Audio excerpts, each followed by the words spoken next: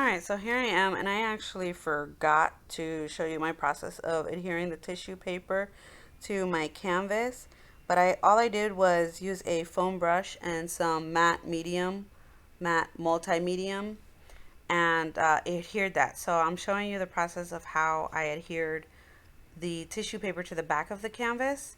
And I did this one this way because the first one I actually trimmed the paper off and it didn't have that clean look that I wanted. So for this one, I adhered it onto the back, the remainder tissue paper that was left over, and that was with the matte medium. So I did the front the same way. The next thing I did was I came in with some red heavy body acrylic paint and painted that with, I mixed the paint with some glazing liquid so that I could then wipe it off with a baby wipe so that it wasn't so intense. And if I had remembered to put the gesso before I put the paint, I probably would not have put the gesso layer over the red paint because I was really going for a more red look. But in the end, I was happy with the way that everything um, ended up turning out. So here I am, and I'm just drying that gesso to make sure that it's all dry before I can move on to the next step, which is I'm adding some pink paint. And I think it's acrylic paint. It's a Martha Stewart brand.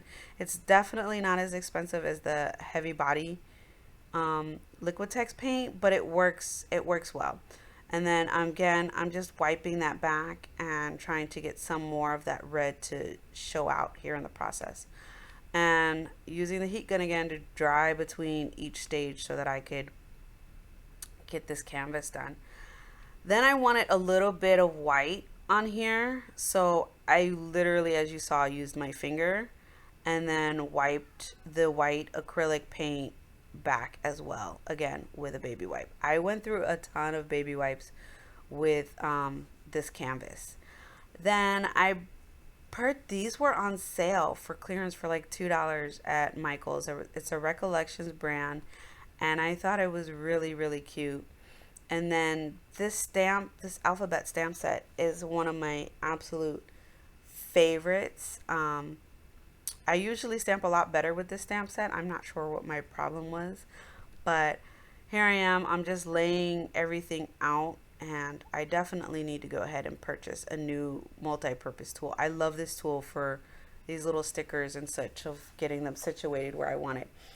And you can see that I'm moving them around a lot, but I wasn't too concerned with them holding their stickiness because I'm going to be putting over another layer of matte medium to make sure that they stay on the canvas and don't move. So there I am. I fuss with these letter stickers a ton. The saying is, "You hold the key to my heart." So I'm gonna go ahead and stamp this with black StazOn because it's permanent. It's not gonna move or anything once I add the multi-medium matte to it.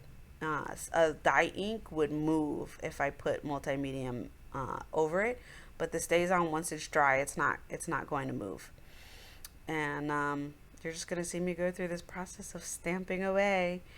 Uh, I wish that I had paid more attention to where I had originally laid out my letters because you can see everything was a lot lower than it ended up being, and I like that setup a lot better than what I ended up with. But in the end, like I said, I'm okay with that. Now I'm just gonna go ahead and I'm going to stamp heart down, and that will be it for the stamping part. Sorry about that head spot in the way there.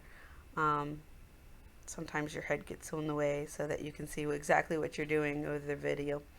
So then I'm drying that. I want to make sure that that's good and dry. And then I noticed that some of the pieces also didn't stamp as cleanly as I wanted.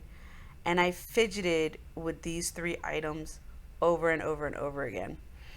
So then I grabbed my pit pen. I have a black pit pen, and I only was going to fill in the spots that were showing some, but then those tiny spots looked a tad bit darker to me, and I have a little bit of OCD, so I ended up going over each letter that I stamped with the Pitt pen just to get a darker impression. And I was fine with that. It wasn't like it's a huge long phrase, and it didn't take me that much time.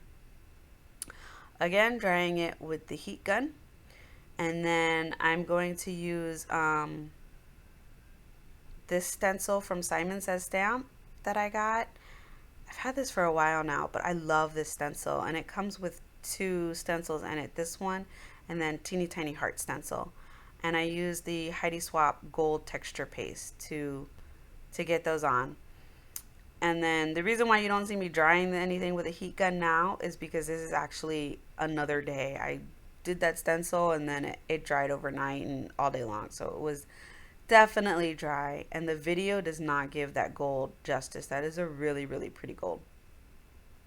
So I put a coat of that matte medium all over my canvas, and then I completely dried that. And again, like I said, I did that to ensure that the stickers stay on the canvas and don't come off. And after that, then the last thing for me to do here really is to adhere my pieces, and I'm gonna adhere those pieces with the matte medium as well. Oh wait, I forgot, I sprinkled some Heidi Shine. So I got that from Adele, and I love that name for her color shine, and I believe it's a red, I think it's cherry, it's a cherry color shine that I used for this, and I sprinkled that all over, our splattered, not sprinkled, splattered's the word. So I splattered that all over the canvas, and now I'm going to adhere my pieces, which I then fiddle with all over again of where I want to put them, and I end up leaving it just like that. So I grab the matte medium, put a decent amount on each piece, and then I just leave it to dry, and then this canvas is done. Alright, so now that I'm done with this, I just want to say I hope you enjoyed seeing both canvases. The first one is on the blog. I didn't do a process video, and then this one that I did do a process video. Enjoy the blog hop and see what all of the other amazing ladies have created for you for this love blog hop of mixed media. Thanks for watching.